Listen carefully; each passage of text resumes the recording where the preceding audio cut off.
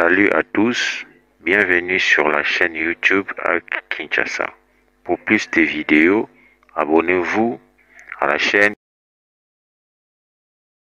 et activez la cloche des notifications. Cliquez sur j'aime sur toutes les vidéos que vous regardez sur notre chaîne YouTube pour nous motiver à faire encore plus. Et cliquez sur partager pour partager les liens de la vidéo avec d'autres passionnés de la technologie. Salut à vous chers visionneurs de nos vidéos d'astuces sur la technologie. Bienvenue sur la chaîne YouTube Kingsoft Lab qui est consacrée au numérique. Si vous n'êtes pas encore abonné, cliquez sur le bouton abonner et activez la cloche des notifications pour être informé de tous les nouveaux vidéos qu'on va publier. Regardez nos vidéos directement sur notre chaîne YouTube, c'est gratuit. Et si la vidéo vous a apporté des solutions à votre besoin, cliquez sur j'aime et écrivez votre commentaire dans l'espace commentaire. Et n'oubliez pas de partager la vidéo avec d'autres passionnés du numérique pour faire évoluer la science. Alors, suivez cette vidéo jusqu'à la fin. Qu'est-ce qu'est Flavox? Le module de boîte flexible CSS, ou simplement connu sous le nom de Flavox, est un modèle de mise en page unidimensionnelle. Il vous permet de concevoir des mises en page flexibles et efficaces, d'aligner et de répartir l'espace entre les éléments d'un conteneur. Flavox vous aide à organiser facilement les éléments d'une page web. Mode de mise en page. Il y a le bloc pour les sections d'une page web, en ligne pour les textes, tableau pour les données du tableau, bidimensionnel, position pour la position explicite d'un élément. Pourquoi Flavox? Parce qu'il y a beaucoup de flexibilité. Organise le texte, créer des passements, l'alignement lors des éléments. L'axe Flavox, l'axe principal, l'axe transversal, débit principal, taille principale, fin principale. Technologie. Comprendre le Flavox consiste essentiellement à se familiariser avec les propriétés associées aux conteneurs flex et aux éléments flexibles. Pour les conteneurs flexibles et les éléments flexibles. Si vous voyez le code là. Le code, vous avez les header class conteneur et le lien qui est les éléments. Donc, le conteneur flexible qui est notre conteneur classe et les éléments flexibles.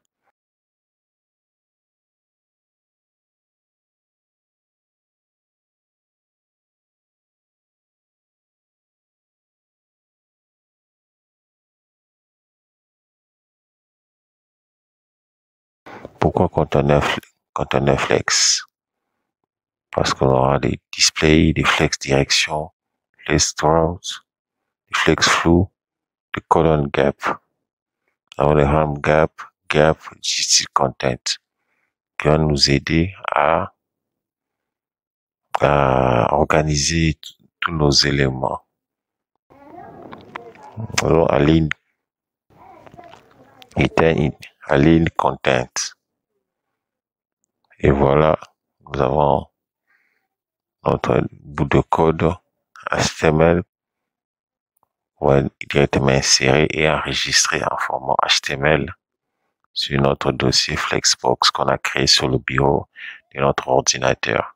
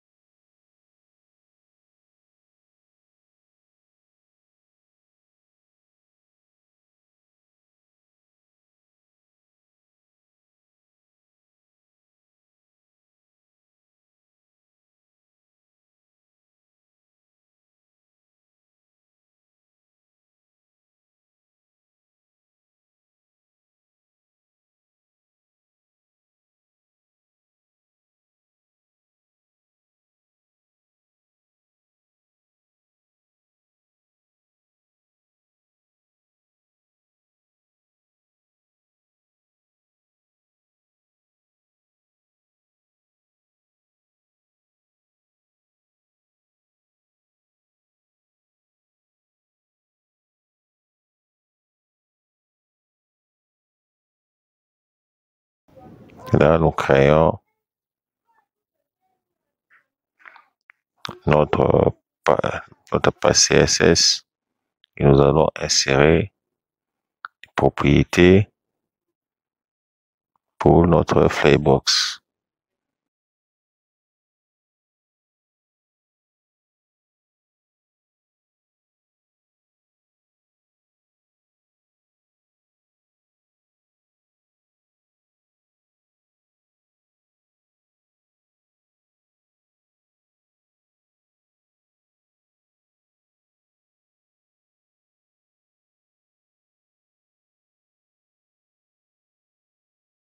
Alors, nous avons inséré le sélecteur pour et enlever quoi, le trait sur le lien. On va voir si c'est ça le sélecteur en question.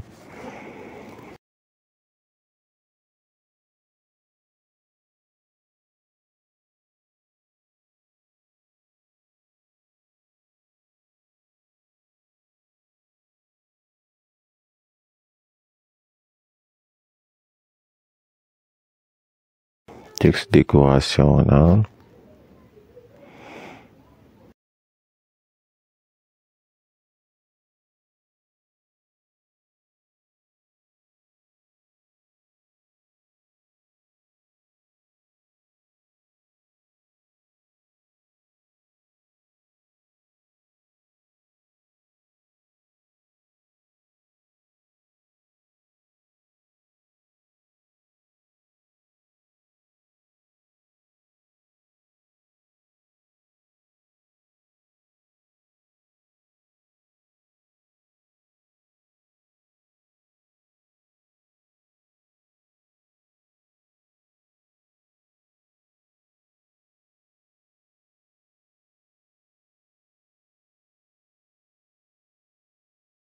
Et nous devons insérer le border.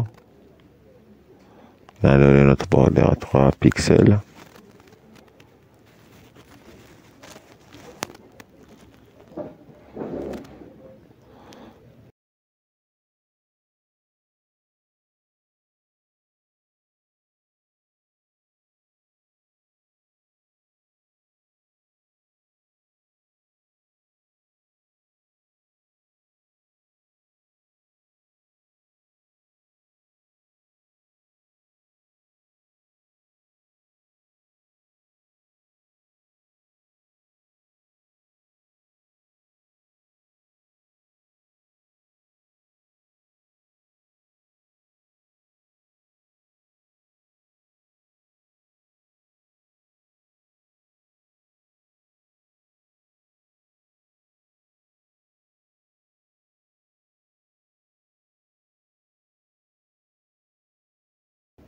Là, nous allons dans notre conteneur.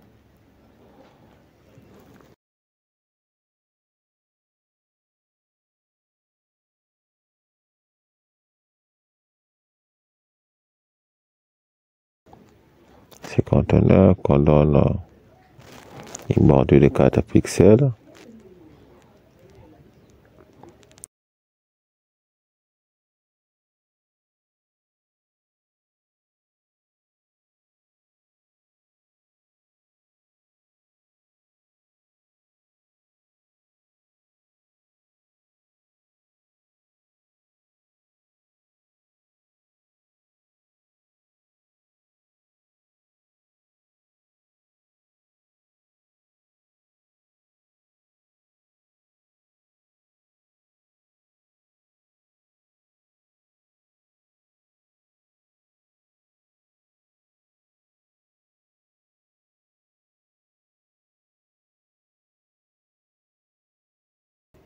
Et dans nos liens, on ajoute fond de la taille d'écriture.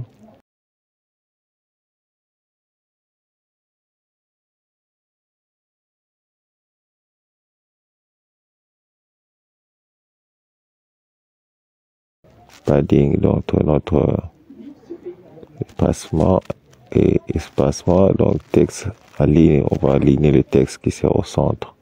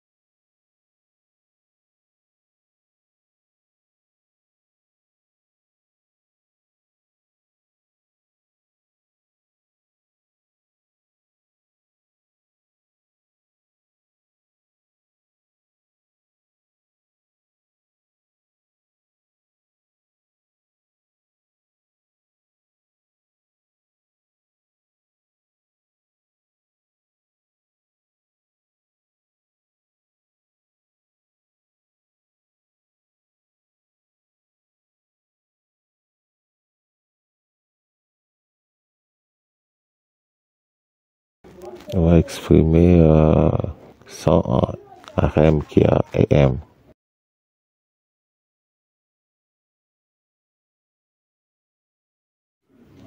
Avec le Flybox, la valeur serait exprimée en RM qui est en AM, la valeur de margin bien de padding pour bien afficher le cadre.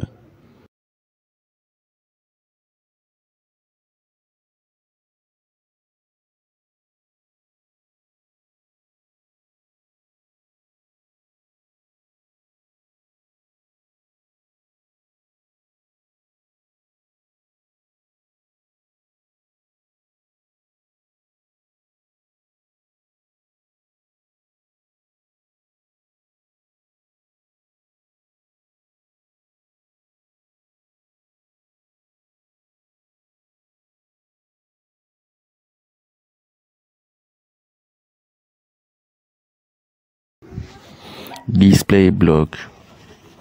Display block crée un niveau de bloc ou un niveau de ligne flex container.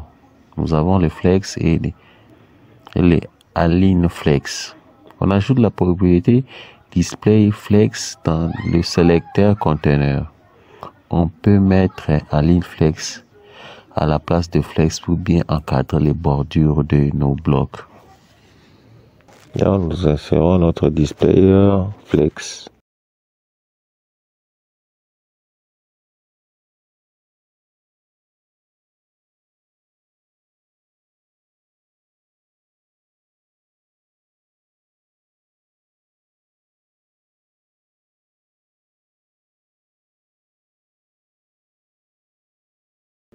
Vous voyez la réaction que ça a donné.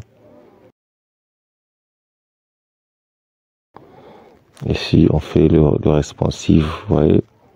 Donc, pour regarder si ça va suffire à la taille d'un smartphone. Vous avez vu comment ça a donné. Donc, si c'est un ordinateur, donc si le navigateur est entier, c'est une manière de pousser le navigateur, c'est pour faire les responsifs. On va mettre le inflex. Display, c'est pour créer un niveau de bloc ou un niveau de ligne flex conteneur. Nous avons le flex et les align flex. On ajoute la propriété display flex dans le sélecteur conteneur. On peut mettre align flex à la place de flex pour bien encadrer le bordure de nos blocs. Vous voyez, ça a dépassé. Maintenant avec align flex, le bordure ne dépasse plus. Si on remet, vous voyez, comme si un septième bloc qui est apparu.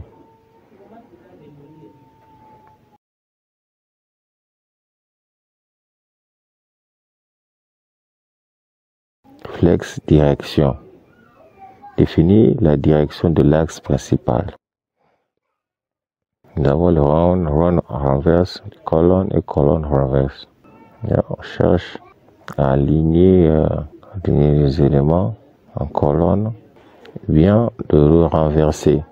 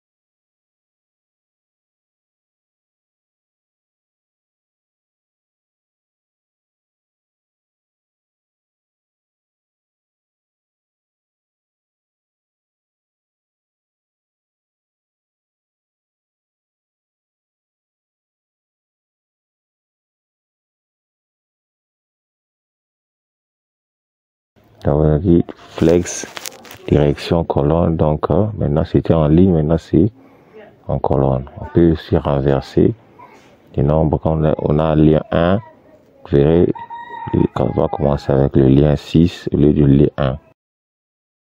Ça a renversé l'ordre.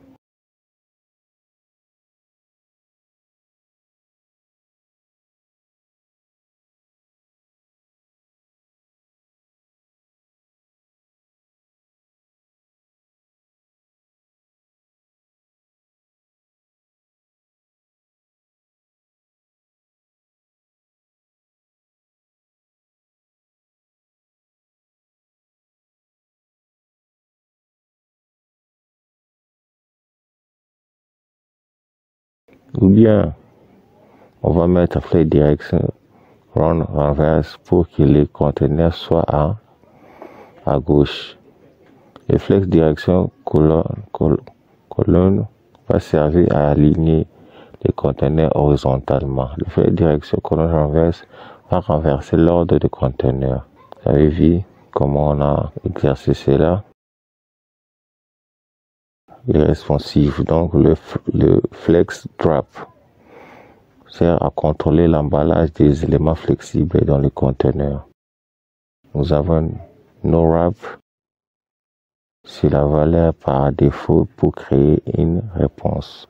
Wrap, cette valeur crée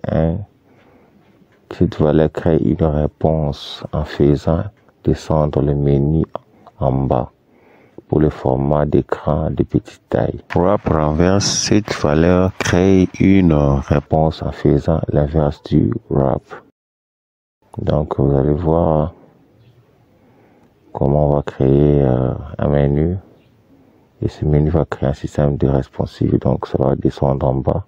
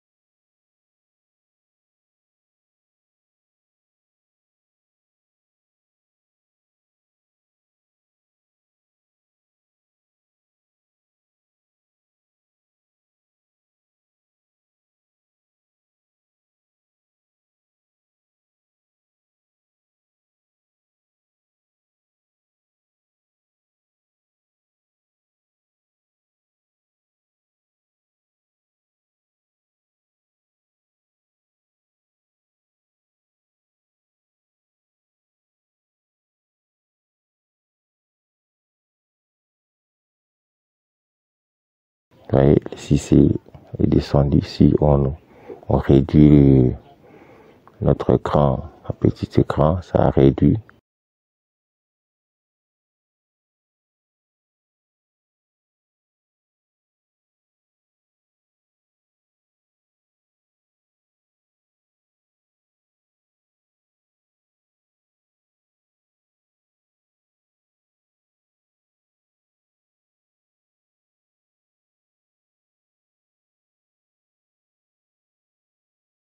Quand nous mettons flex wrap renverse, ça va aider à renverser le menu, à faire l'inverse du propriété wrap. Wrap renverse, met le dernier menu en haut, qui est de mettre ça en bas qu'on fait wrap. Flex flow. Abréviation de flex flow direction et flex round. Flex flow, flex direction, flex drop. Flex flow, wrap, no wrap. Ici, le conteneur ne suit pas du bon responsif, mais on peut combiner le flex flow, wrap, reverse, drop pour faire un bon responsif, mais le conteneur gardera son espace vide à gauche. Là, nous mettons flex flow.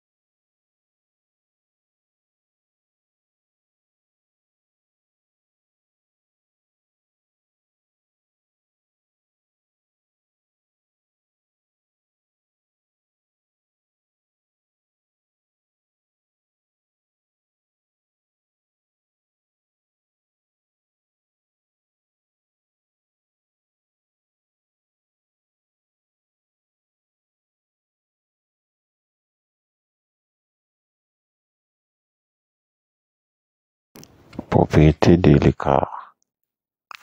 Propriété de l'écart. Spécifier l'espace entre les colonnes à l'aide de colonne gap. Spécifier l'espace entre les lignes à l'aide de round gap. Spécifier l'espace entre les lignes et les colonnes à l'aide du gap. Round gap, colonne gap. Les valeurs peuvent être une valeur non négative ou un pourcentage. Donc, on va écrire colonne gap et elle est attribuée à 20 pixels. Ground gap, 30 pixels.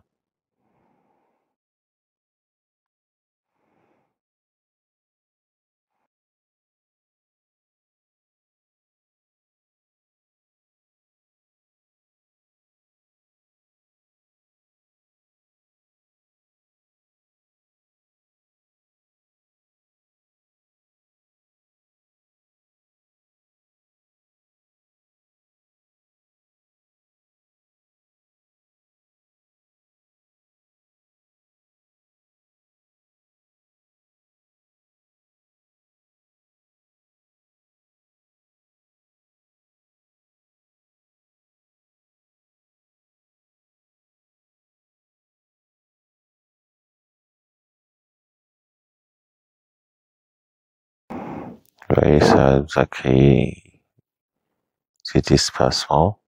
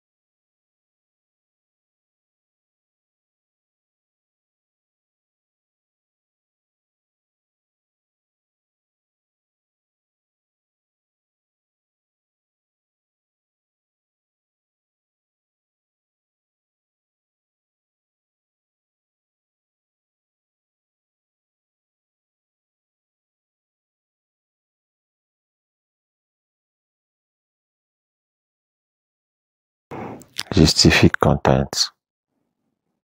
Permet d'aligner les éléments et répartir tout l'espacement supplémentaire dans le conteneur parent.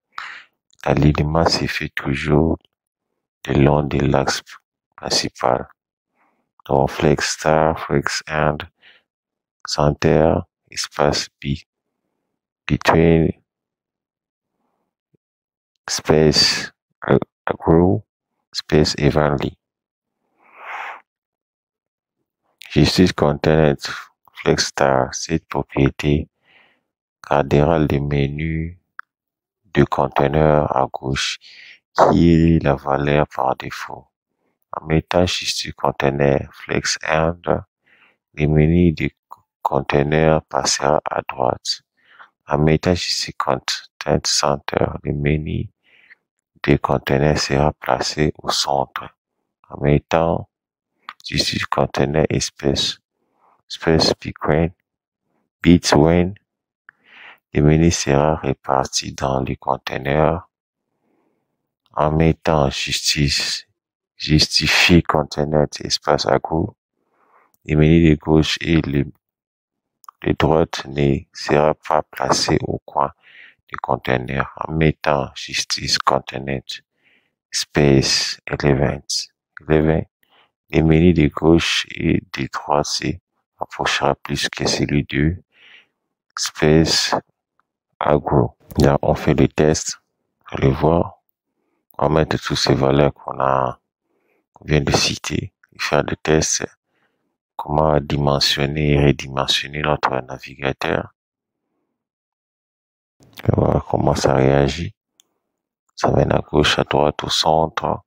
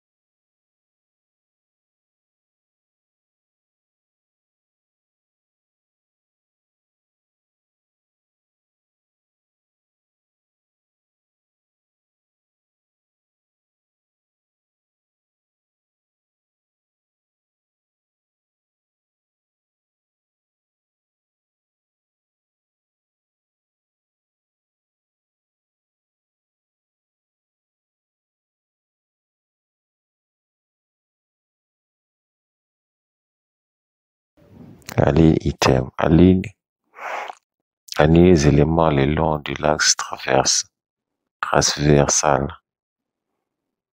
Nous avons flex, star, flex, and center, sketch, baseline permet d'avoir un alignement par rapport au texte.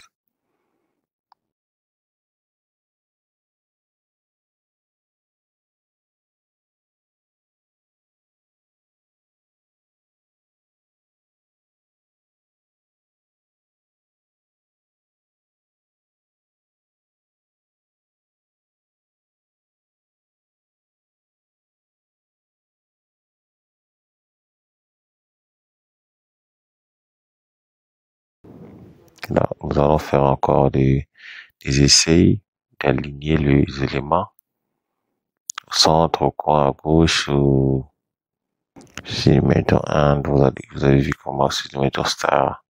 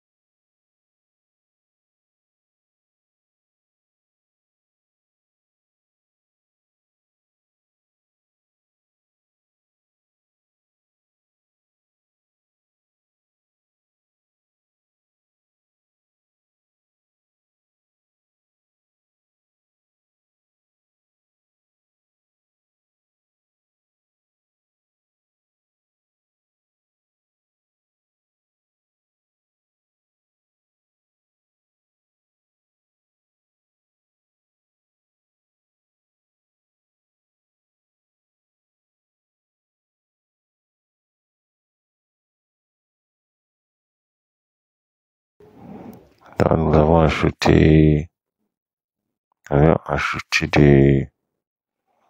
des éléments dans nos liens pour créer ce baseline.